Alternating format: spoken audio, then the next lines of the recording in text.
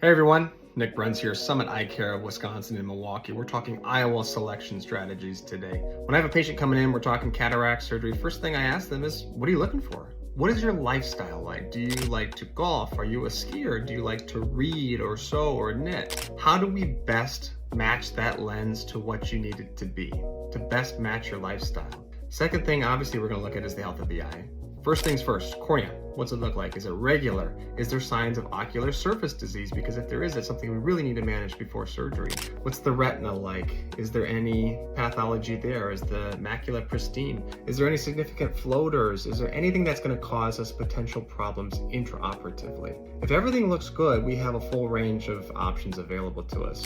Plenty of multifocal lenses, extended depth of focus lenses, small aperture lenses, adjustable lenses nowadays. Several different things that get us closer to that holy grail, that ideal situation for that patient. IOL selection is a big math problem. We look at our Ks, our axial length. Short eyeballs tend to be a little bit more complicated, a little more tricky. Bigger eyeballs have a wider landing zone. Our A constant is another variable that differs per manufacturer and surgeon. And then the desired refractive outcome. These are all conversations that have to happen before surgery.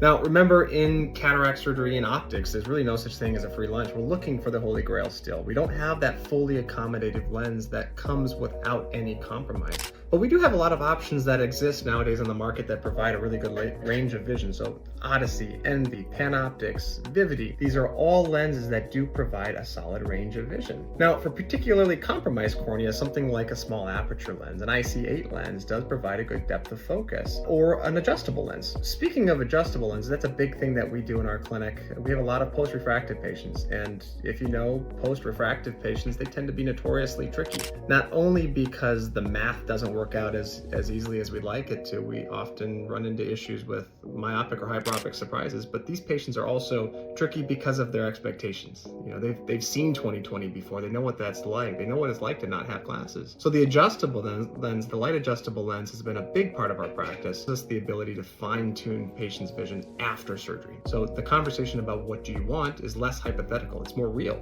These patients now have a cataract on and we can talk about refractive targeting. It also gives us the ability to extend depth of focus just a little bit, so we can actually provide independence from reading glasses without compromising their distance, and for that reason it's a big part of our practice. While cataract IOL selection is a huge math problem, the math is becoming a little bit easier and we're getting better at doing it. Thanks everyone.